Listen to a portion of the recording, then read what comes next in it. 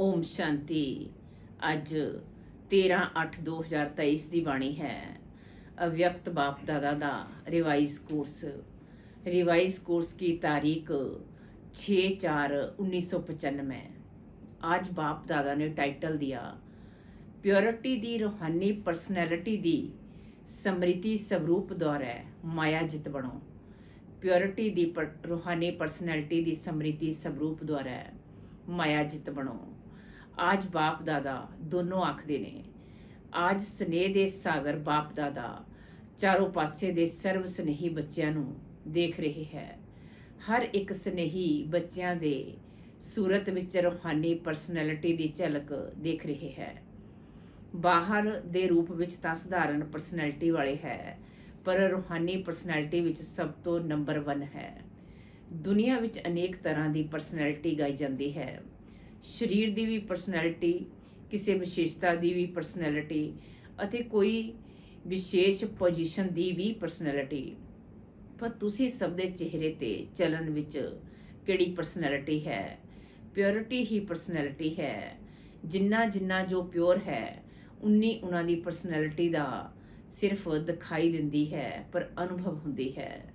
सब अपनी रूहानी परसनैलिटी नूं अनुभव करते हैं। ਤੁਹਾਡੇ वर्गी परसनैलिटी सतयुग तो हुण तक किसी दी है? सारे कल्प का चक्कर लगाओ तो ਤੁਹਾਡੇ वर्गी परसनैलिटी है नहीं है ना? तो ਤੁਹਾਨੂੰ अपनी रूहानी परसनैलिटी का नशा है। अनादि काल विच भी तुसी विशेष आत्मावां दी परसनैलिटी सब तो ऊंची है। भावें आत्मावां सब दी चमकदी हुई ज्योति है, पर तुसी रूहानी परसनैलिटी वालियां आत्मा की चमक होर सब आत्मा तो न्यारी अते प्यारी है। अपने आदि काल की परसनैलिटी नूं समृति विच लियाओ। आई समृति विच देख रहे हो बाप दादा दे नाल किवें रूहानी परसनैलिटी विच दिखाई दे रहे है। अपने आप देख सकते हो तो चले जाओ आदि काल विच किन्ने टाइम विच जा सकते हो। जाण विच किन्ना टाइम लगेगा? सैकंड तो घट ना, कि एक दिन 1 घंटा चाहिए है, सैकंड तो भी घट। जिथे चाहो उत्थे पहुँच सकते हो। आ गए जा हुण चल रहे हो, पहुँच गए तो अनादि काल तो आदि काल विच अपनी रूहानी परसनैलिटी देखो कितनी श्रेष्ठ परसनैलिटी है। तन दा भी अते मन दी भी, तो धन दी भी अते संबंध दी भी, सब तरह की परसनैलिटी कितनी श्रेष्ठ है। तो आदि काल की परसनैलिटी देख रहे हो, किन्ने सुंदर लगते हो, किन्ने सजे हुए हो, किन्ने सुख शांति प्रेम आनंद स्वरूप हो। तो आदि काल विच भी अपनी परसनैलिटी नूं देखो, स्पष्ट दिखाई दिंदी है। जां 5000 बरे हो गए तो थोड़ा स्पष्ट नहीं है, सब नूं स्पष्ट है। हुशियार हो सब, तो आदि काल भी अपना देख लिया। हुण आओ मध काल भी ਤੁਹਾਡੀ परसनैलिटी की रही। ਤੁਹਾਡੇ जड़ चित्र किन्ने विधि पूर्वक पूजे ਅਤੇ गाए जाते हैं। भावें किन्ने भी धर्म आत्मा महात्मा नेता परसनैलिटी वाले गाए जाते हैं, पर ਤੁਹਾਡੇ जड़ चित्रां ਦੀ परसनैलिटी ਦੇ ਅੱਗੇ ਉਹਨਾਂ ਦੀ परसनैलिटी कुछ भी नहीं है। ਜਿਵੇਂ ਤੁਹਾਡੀ ਸਭ ਦੀ ਪੂਜਾ ਹੁੰਦੀ ਹੈ, ਉਵੇਂ महात्मा ਜਾਂ नेता ਦੀ धर्म आत्मा ਦੀ विधि पूर्वक पूजा ਹੁੰਦੀ है। कदी देखी है ਤੁਹਾਡੇ जड़ चित्रां ਦਾ ਸ਼ਿੰਗਾਰ किवें ਹੁੰਦਾ है? ਤਾਂ ਮੱਧ ਕਾਲ ਵਿੱਚ ਵੀ ਤੁਸੀਂ ਆਤਮਾਵਾਂ ਦੇ ਪਿਓਰਿਟੀ ਦੀ ਪਰਸਨੈਲਿਟੀ ਦੀ ਵਿਸ਼ੇਸ਼ਤਾ ਕਿੰਨੀ श्रेष्ठ है। अपना चित्र देखिया ਤੁਹਾਡੀ पूजा ਹੁੰਦੀ है कि नहीं? सिर्फ ਵੱਡੇ ਵੱਡੀਆਂ ਦੀ पूजा ਹੁੰਦੀ है, साड़ी नहीं। डबल विदेशियों ਦੇ मंदिर है, देखिया है उस विच ਤੁਹਾਡਾ चित्र है कि सुनिया है ਤਾਂ ਕਹਿੰਦੇ है कि हाँ होणगे। समृति विच है तो मध्यकाल भी थोड़ा अति श्रेष्ठ है। अते हुण लास्ट जन्म विच भी जो मर जीवा ब्राह्मण जन्म है उसकी परसनैलिटी देखो कितनी वड्डी है। गायन कितना है। कोई भी श्रेष्ठ काम हुण तक भी थोड़े नामधारी ब्राह्मण ही करते हैं। भावें ब्राह्मण हुण ब्राह्मण रहे नहीं है, पर नाम दे तां ब्राह्मण है ना। थोड़े नाम तो ਤੁਹਾਡੀ परसनैलिटी के कारण हुण भी श्रेष्ठ गाए जाते हैं। ਤਾਂ ਬ੍ਰਾਹਮਣ ਜਨਮ ਦੀ ਪਰਸਨੈਲਿਟੀ ਕਿੰਨੀ ਸ੍ਰੇਸ਼ਟ ਹੈ। ਆਦਿ ਕਾਲ, ਅਨਾਦਿ ਕਾਲ, ਮੱਧ ਕਾਲ ਅਤੇ ਹੁਣ ਅੰਤ ਕਾਲ, ਸਾਰੇ ਕਲਪ ਵਿੱਚ ਤੁਹਾਡੀ ਪਰਸਨੈਲਿਟੀ ਸਦਾ ਹੀ ਮਹਾਨ ਰਹੀ ਹੈ। ਲੌਕਿਕ ਪਰਸਨੈਲਿਟੀ ਵਾਲੇ ਤਾਂ ਜੇਕਰ ਨਾਮ ਵੀ ਆਉਂਦਾ ਹੈ ਤਾਂ ਕੋਈ ਵਿਸ਼ੇਸ਼ ਬੁੱਕ ਵਿੱਚ ਉਹਨਾਂ ਦਾ ਨਾਮ ਆਉਂਦਾ ਹੈ, ਫਲਾਣੇ ਫਲਾਣੇ ਹੈ, ਪਰ ਤੁਹਾਡਾ ਨਾਮ ਕਿਸ ਵਿੱਚ ਆਉਂਦਾ ਹੈ? ਸਧਾਰਨ ਬੁੱਕ ਵਿੱਚ ਨਹੀਂ ਆਉਂਦਾ ਹੈ, ਸ਼ਾਸਤਰਾਂ ਵਿੱਚ ਆਉਂਦਾ ਹੈ। ਜੋ ਵੀ ਆਦਿ ਕਾਲ ਤੋਂ ਸ਼ਾਸਤਰ ਬਣੇ ਉਸ ਵਿੱਚ ਕਿਸ ਦੇ ਚਿੱਤਰ ਹੈ, ਕਿਸ ਦਾ ਗਾਇਨ ਹੈ, ਕਿਸ ਦੀ ਕਹਾਣੀਆਂ ਹੈ। ਤਾਂ ਲੌਕਿਕ ਪਰਸਨੈਲਿਟੀ ਵਾਲਿਆਂ ਦਾ ਗਾਇਨ ਵਿਸ਼ੇਸ਼ ਬੁੱਕ ਵਿੱਚ ਹੁੰਦਾ ਹੈ ਅਤੇ ਤੁਹਾਡਾ ਗਾਇਨ ਸ਼ਾਸਤਰਾਂ ਵਿੱਚ ਹੁੰਦਾ ਹੈ।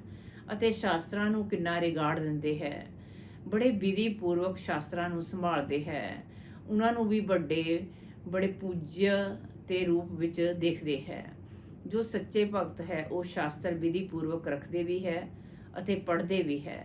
ਇਵੇਂ ਦੇ ਰਿਵਾਜੀ ਕਿਤਾਬਾਂ ਦੇ ਮੁਆਫਿਕ ਨਹੀਂ ਰੱਖਦੇ। ਤਾਂ ਆਪਣੀ ਪਵਿੱਤਰਤਾ ਦੀ ਪਰਸਨੈਲਿਟੀ ਨੂੰ ਸਦਾ ਹੀ ਇਮਰਜ ਸਮ੍ਰਿਤੀ ਵਿੱਚ ਰੱਖੋ। ਜਾਣਦੇ ਹੋ ਜਾਂ ਹਾਂ ਤਾਂ ਅਸੀਂ ਹੀ, ਇਵੇਂ ਮਰਜ ਨਹੀਂ, ਸਮ੍ਰਿਤੀ ਸਵਰੂਪ ਵਿੱਚ ਰੱਖੋ। ਜਿਸ ਦੀ ਬੁੱਧੀ ਵਿੱਚ ਇਹ ਇਮਰਜ ਰੂਪ ਵਿੱਚ ਸਮ੍ਰਿਤੀ ਰਹਿੰਦੀ ਹੈ ਤਾਂ ਸਮ੍ਰਿਤੀ ਹੀ ਸਮਰਥੀ ਦਾ ਆਧਾਰ ਹੈ। ਅਤੇ ਜਿੱਥੇ ਸਮਰਥੀ ਹੈ ਉੱਥੇ ਮਾਇਆ ਆ ਕਿਵੇਂ ਸਕਦੀ ਹੈ? ਸਮਰਥ ਆਤਮਾ ਦੇ ਕੋਲ ਮਾਇਆ ਦਾ ਆਉਣਾ ਅਸੰਭਵ ਹੈ। ਮਿਹਨਤ ਕਰਨ ਦੀ ਜ਼ਰੂਰਤ ਨਹੀਂ। ਮਾਇਆ ਦਾ ਕੰਮ ਹੈ ਆਉਣਾ, ਪਰ ਤੁਹਾਡਾ ਕੰਮ ਸਮੇਂ ਪ੍ਰਮਾਣ ਭਜਾਣਾ ਨਹੀਂ ਹੈ। ਮਾਇਆ ਆਈ ਅਤੇ ਭਜਾਇਆ ਨਹੀਂ। ਤੁਹਾਡਾ ਕੰਮ ਹੈ ਸਦਾ ਮਾਇਆ ਜਿੱਤ ਰਹਿਣਾ। ਤਾਂ ਮਾਇਆ ਜਿੱਤ ਹੋ ਜਾਂ ਮਾਇਆ ਨੂੰ ਬਾਰ-ਬਾਰ ਭਜਾਉਣ ਵਾਲੇ ਹੋ। ਹਲੇ ਭੱਜਣਾ ਪੈਂਦਾ ਹੈ, ਥੋੜਾ ਥੋੜਾ ਉਹ ਦਰਸ਼ਨ ਦੇਣ ਦੇ ਲਈ ਆ ਜਾਂਦੀ ਹੈ, ਨਹੀਂ ਨਾ। ਡਬਲ ਫਾਰਨਰਸ ਨੇ ਮਾਇਆ ਨੂੰ ਸਦਾ ਲਈ ਭਜਾ ਦਿੱਤਾ ਜਾਂ ਭਜਾਉਂਦੇ ਹੀ ਰਹਿੰਦੇ ਹੈ। ਕੀ ਹਾਲ ਹੈ? ਮਾਇਆ ਸਦਾ ਦੇ ਲਈ ਭੱਜ ਗਈ, ਹੁਣ ਨਹੀਂ ਆਏਗੀ ਨਾ। ਕਿ ਥੋੜਾ ਥੋੜਾ ਆਏ, ਕੋਈ ਹਰਜਾ ਨਹੀਂ। ਫਿਰ ਵੀ ਆਧਾ ਕਲਪ ਦੀ ਦੋਸਤੀ ਹੈ, ਫਰੈਂਡ ਹੈ ਨਾ, ਉਸ ਨੂੰ ਇਵੇਂ ਹੀ ਛੱਡ ਦੇਵਾਂਗੇ? ਆਏ ਹੀ ਨਹੀਂ। ਸੁਣਾਇਆ ਨਾ ਕਿ ਮਾਇਆ ਸਮਾਪਤ ਹੋਣ ਤੇ ਪਹਿਲੇ ਬਹੁਤ ਕਾਲ ਦਾ ਮਾਇਆ ਜਿੱਤ ਬਣਨ ਦਾ ਅਭਿਆਸ ਕਰਨਾ ਚਾਹੀਦਾ ਹੈ। ਅੰਤ ਵਿੱਚ ਨਹੀਂ ਹੋ ਸਕੇਗਾ। ਜੇਕਰ ਅੰਤ ਵਿੱਚ ਮਾਇਆ ਜਿੱਤ ਬਣਨ ਦਾ ਪੁਰਸ਼ਾਰਥ ਵੀ ਕਰਨਗੇ ਤਾਂ ਕੀ ਹਾਲ ਹੋਵੇਗਾ?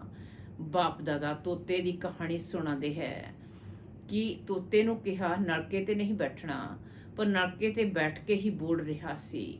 ਇਵੇਂ ਹੀ ਅੰਤ ਕਾਲ ਵਿੱਚ ਜੇਕਰ ਬਹੁਤ ਕਾਲ ਦਾ ਅਭਿਆਸ ਨਹੀਂ ਹੋਵੇਗਾ ਤਾਂ ਮਨ ਵਿੱਚ ਸੋਚਦੇ ਰਹਿਣਗੇ ਕਿ ਮੈਂ ਆਤਮਾ ਹਾਂ, ਮੈਂ ਆਤਮਾ ਹਾਂ, ਪਰ ਮਾਇਆ ਦਾ ਪ੍ਰਭਾਵ ਵੀ ਹੁੰਦਾ ਰਹੇਗਾ ਅਤੇ ਕੋਸ਼ਿਸ਼ ਵੀ ਕਰਨਗੇ ਮੈਂ ਆਤਮਾ ਹਾਂ, ਮੈਂ ਆਤਮਾ ਹਾਂ, ਪਰ ਹੋਵੇਗਾ ਨਹੀਂ। ਇਸ ਲਈ ਕੀ ਕਾਰਨ ਹੈ? ਹੁਣ ਤੋਂ ਵੀ ਮਾਇਆ ਜਿੱਤ ਬਣਨ ਦਾ ਅਭਿਆਸ ਕਰੋ ਅਤੇ ਉਸ ਦਾ ਸਹਿਜ ਸਾਧਨ ਹੈ ਰੂਹਾਨੀ ਪਰਸਨੈਲਿਟੀ ਨੂੰ ਸਮ੍ਰਿਤੀ ਸਵਰੂਪ ਵਿੱਚ ਰੱਖੋ। ਪਰਸਨੈਲਿਟੀ ਵਾਲੇ ਦੀ ਨਿਸ਼ਾਨੀ ਕੀ ਹੁੰਦੀ ਹੈ?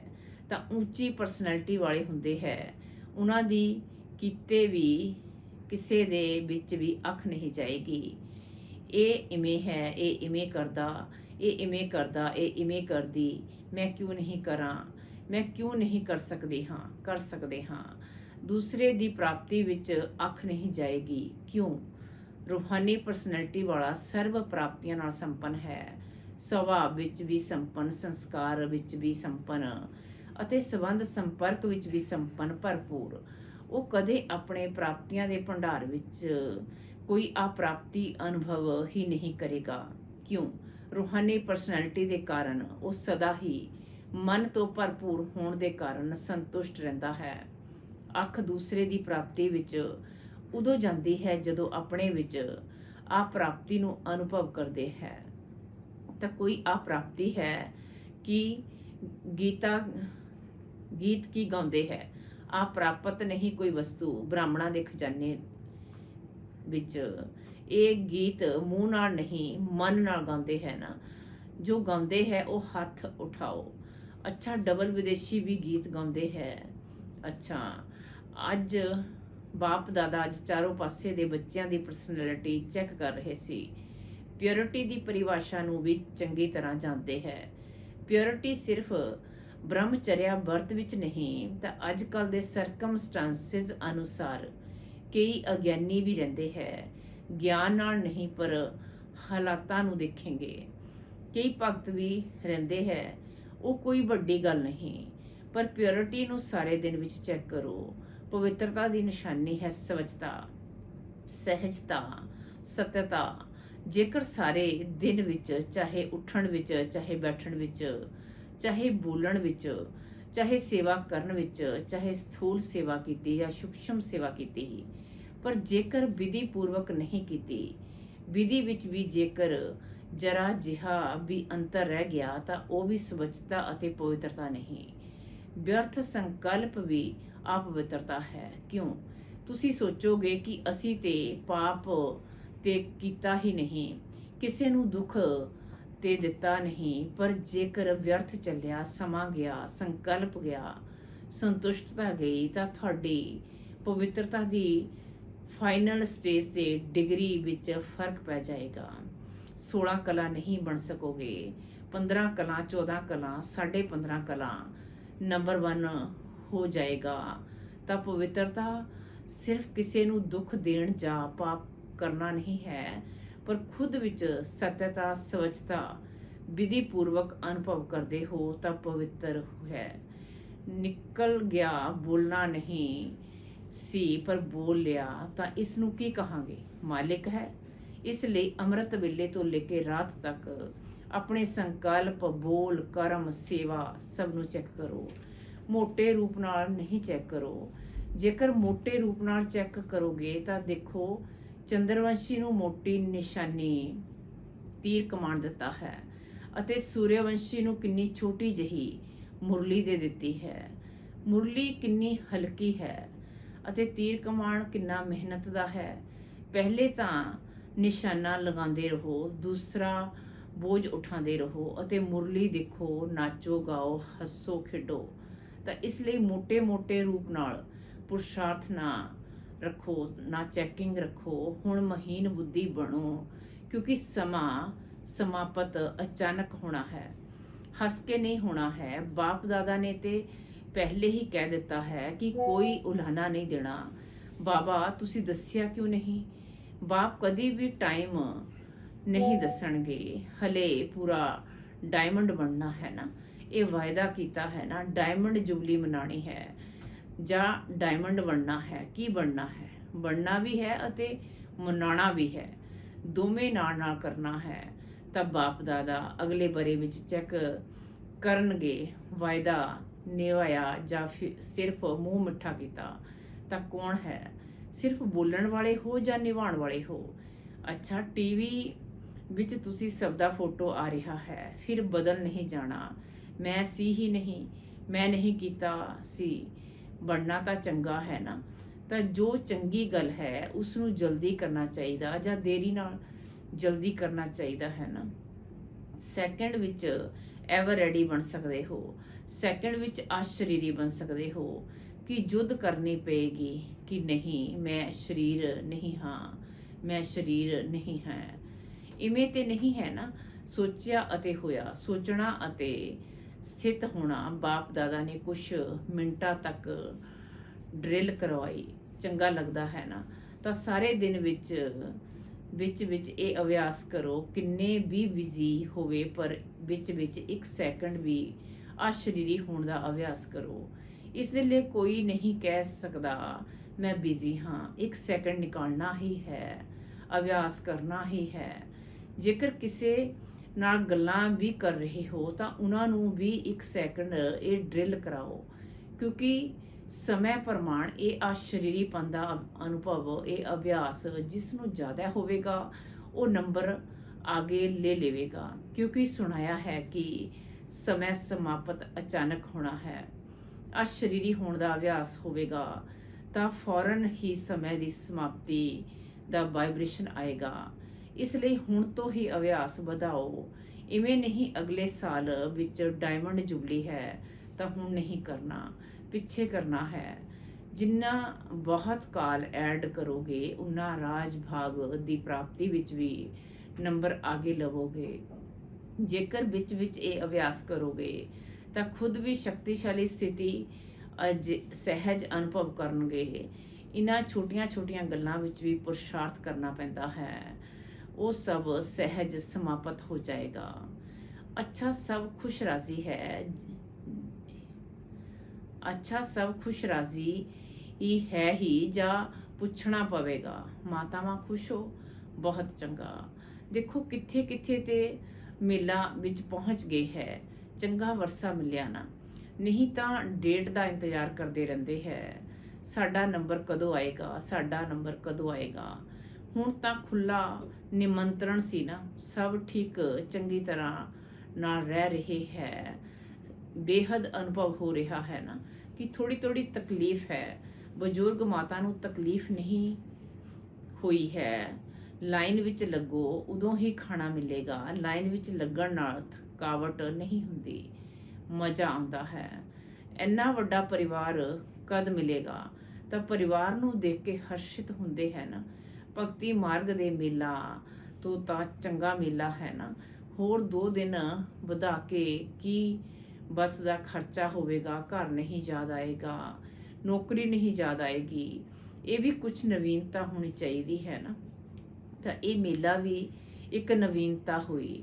ਨਵੀਨਤਾ ਦਾ ਅਨੁਭਵ ਕਰ ਲਿਆ। ਹੁਣ ਫਿਰ ਪੁਰਾਣੀਆਂ ਗੱਲਾਂ ਥੋੜੀ ਹੀ ਹੋਣਗੀਆਂ, ਨਵੀਂ ਗੱਲ ਹੋਵੇਗੀ ਨਾ। ਨਵੀਂ ਗੱਲ ਪਸੰਦ ਆਉਂਦੀ ਹੈ ਜਾਂ ਪੁਰਾਣੀ ਗੱਲਾਂ ਵਧੀਆ ਲੱਗਦੀਆਂ ਹੈ ਨਾ। ਅੱਛਾ, ਚਾਰੋਂ ਪਾਸੇ ਦੇ ਸਰਵ ਰੂਹਾਨੀ ਪਿਓਰਿਟੀ ਵਾਲੇ ਵਿਸ਼ੇਸ਼ ਆਤਮਾਵਾਂ ਨੂੰ ਸਦਾ ਆਦਿ ਤੋਂ ਅੰਤ ਤੱਕ ਪਰਸਨੈਲਿਟੀ ਦੀ ਝਲਕ ਦਿਖਾਉਣ ਵਾਲੀ ਸ੍ਰੇਸ਼ਟ ਆਤਮਾ ਸਦਾ ਪਵਿੱਤਰਤਾ ਸਤਤਾ ਦੀ ਸ਼ਕਤੀ ਨਾਲ ਖੁਦ ਨੂੰ ਅਤੇ ਵਿਸ਼ਵ ਨੂੰ ਪਰਿਵਰਤਨ ਕਰਨ ਵਾਲੇ ਵਿਸ਼ਵ ਪਰਿਵਰਤਕ ਆਤਮਾਵਾਂ ਸਦਾ ਨਿਮਿਤ ਭਾਵ ਨਾਲ ਸੇਵਾਧਾਰੀ ਬਣਨ ਪ੍ਰਤੱਖ ਫਲ ਅਨੁਭਵ ਕਰਨ ਵਾਲੇ ਅਨੁਭਵੀ ਆਤਮਾਵਾਂ ਨੂੰ ਬਾਪ ਦਾਦਾ ਦਾ ਯਾਦ ਪਿਆਰ ਅਤੇ ਨਮਸਤੇ। ਦਾਦੀਆਂ ਨਾਲ ਚੰਗਾ ਰਿਹਾ ਮੇਲਾ, ਕੋਈ ਤਕਲੀਫ ਤਾਂ ਨਹੀਂ ਹੋਈ ਨਾ। ਸਭ ਦੇ ਸ਼ੁਭ ਸੰਕਲਪ ਅਤੇ ਉਮੰਗ ਉਤਸ਼ਾਹ ਦੇ ਸੰਕਲਪ ਨਾਲ ਸਫਲਤਾ ਹੈ ਹੀ ਹੈ। ਇਹ ਸੰਗਠਨ ਦਾ ਸੰਕਲਪ ਅਜਿਹਾ ਹੁੰਦਾ ਹੈ ਜੋ ਅਸਫਲਤਾ ਨੂੰ ਮਿਟਾ ਦਿੰਦਾ ਹੈ। ਜਿਵੇਂ ਕਿਲਾ ਹੁੰਦਾ ਹੈ ਨਾ, ਤਾਂ ਕਿਲਾ ਕਮਜ਼ੋਰ ਉਦੋਂ ਹੁੰਦਾ ਹੈ ਜਦੋਂ ਇੱਕ ਵੀ ਇੱਟ ਹਿਲਦੀ ਹੈ ਅਤੇ ਸਭ ਇੱਟਾਂ ਮਜ਼ਬੂਤ ਹੈ, ਤਾਂ ਕਿਲਾ ਕਦੇ ਹਿਲ ਨਹੀਂ ਸਕਦਾ, ਵਿਜੇ ਹੈ। ਤਾਂ ਇਹ ਵੀ ਸੰਗਠਨ ਨਾਲ ਉਮੰਗ ਉਤਸ਼ਾਹ ਅਤੇ ਸ੍ਰੇਸ਼ਟ ਸੰਕਲਪ ਨਾਲ ਸਹਿਯੋਗ ਨਾਲ ਸਫਲਤਾ ਹੋਈ ਪਈ ਹੈ। ਚੰਗਾ ਲੱਗਿਆ ਅਤੇ ਸਮੇਂ ਪ੍ਰਤੀ ਸਮੇਂ ਹੋਰ ਅਨੁਭਵ ਕਰਦੇ ਜਾਂਦੇ ਹੈ। ਪਹਿਲੇ ਕੁਐਸਚਨ ਉੱਠਦਾ ਸੀ ਹੋਵੇਗਾ, ਲੇਕਿਨ ਜੋ ਸੋਚੋ ਉਸ ਵਿੱਚ ਸਫਲਤਾ ਹੈ ਹੀ। ਤਾਂ ਸਫਲਤਾ ਮੂਰਤ ਦਾ ਵਰਦਾਨ ਸੰਗਠਨ ਦੀ ਸ਼ਕਤੀ ਨੂੰ ਮਿਲਦਾ ਹੈ। ਬਾਪ ਦਾਦਾ ਸਦਾ ਗੁੱਡ ਮਾਰਨਿੰਗ ਗੁੱਡ ਨਾਈਟ ਕਰਦੇ ਹੈ। ਅੱਛਾ, ਡਬਲ ਵਿਦੇਸ਼ ਉੱਡ ਰਿਹਾ ਹੈ, ਅੱਛਾ ਹੈ। ਓਮ ਸ਼ਾਂਤੀ। ਅੱਜ ਦਾ ਵਰਦਾਨ ਹੈ, ਸਵਰਾਜ ਅਧਿਕਾਰੀ ਬਣ ਕੇ ਕਰਮ ਇੰਦਰੀਆਂ ਨੂੰ ਅੰਡਰ ਪ੍ਰਮਾਣ ਚਲਾਉਣ ਵਾਲੇ ਅਕਾਲ ਤਖਤ ਸੋ ਦਿਲ ਤਖਤ ਨਸ਼ੀਨ ਭਵ। ਸਵਰਾਜ ਅਧਿਕਾਰੀ ਬਣ ਕੇ ਕਰਮ ਇੰਦਰੀਆਂ ਨੂੰ ਆਰਡਰ ਪ੍ਰਮਾਣ ਚਲਾਉਣ ਵਾਲੇ ਅਕਾਲ ਤਖਤ ਸੋ ਦਿਲ ਤਖਤ ਨਸ਼ੀਨ ਭਵ। ਅੱਜ ਬਾਪ ਦਾਦਾ ਆਖਦੇ ਨੇ, ਮੈਂ ਅਕਾਲ ਤਖਤ ਨਸ਼ੀਨ ਆਤਮਾ ਹਾਂ, ਮਤਲਬ ਸਵਰਾਜ ਅਧਿਕਾਰੀ ਰਾਜਾ ਹਾਂ। ਜਿਵੇਂ ਰਾਜਾ ਜਦੋਂ ਤਖਤ ਤੇ ਬੈਠਦਾ ਹੈ ਤਾਂ ਸਭ ਕਰਮਚਾਰੀ ਆਰਡਰ ਪ੍ਰਮਾਣ ਚੱਲਦੇ ਹੈ। ਇਵੇਂ ਤਖਤ ਨਸ਼ੀਨ ਬਣਨ ਨਾਲ ਇਹ ਕਰਮ ਇੰਦਰੀਆਂ ਆਪੇ ਆਰਡਰ ਤੇ ਚਲਦੀਆਂ ਹੈ। ਮੈਂ ਅਕਾਲ ਤਖਤ ਦੇ ਰਹਿੰਦਾ ਹਾਂ। ਉਹਨਾਂ ਦੇ ਲਈ ਬਾਪ ਦਾ ਦਿਲ ਤਖਤ ਹੈ ਕਿ ਕਿਉਂਕਿ ਆਤਮਾ ਸਮਝਣ ਨਾਲ ਬਾਪ ਹੀ ਯਾਦ ਆਉਂਦਾ ਹੈ। ਫਿਰ ਨਾ ਦੇਹ ਹੈ, ਨਾ ਦੇਹ ਦੇ ਸੰਬੰਧ ਹੈ, ਨਾ ਪਦਾਰਥ ਹੈ। ਇੱਕ ਬਾਪ ਹੀ ਸੰਸਾਰ ਹੈ। ਇਸ ਲਈ ਅਕਾਲ ਤਖਤ ਨਹੀਂ, ਬਾਪ ਦੇ ਦਿਲ ਤਖਤ ਨਸ਼ੀਨ ਖੁਦ ਬਣਦੇ ਹੈ। ਸਲੋਗਨ ਅੱਜ ਦਾ, ਨਿਰਣੈ ਕਰਨ, ਪਰਖਣ ਅਤੇ ਗ੍ਰਹਿਣ ਕਰਨ ਦੀ ਸ਼ਕਤੀ ਨੂੰ ਧਾਰਨ ਕਰਨਾ ਹੀ ਹੋਲੀ ਹੰਸ ਬਣਨਾ ਹੈ। ਨਿਰਣੈ ਕਰਨ, ਪਰਖਣ ਅਤੇ ਗ੍ਰਹਿਣ ਕਰਨ ਦੀ ਸ਼ਕਤੀ ਨੂੰ ਧਾਰਨ ਕਰਨਾ ਹੀ ਹੋਲੀ ਹੰਸ ਬਣਨਾ ਹੈ। ਚੰਗਾ। ਓਮ ਸ਼ਾਂਤੀ।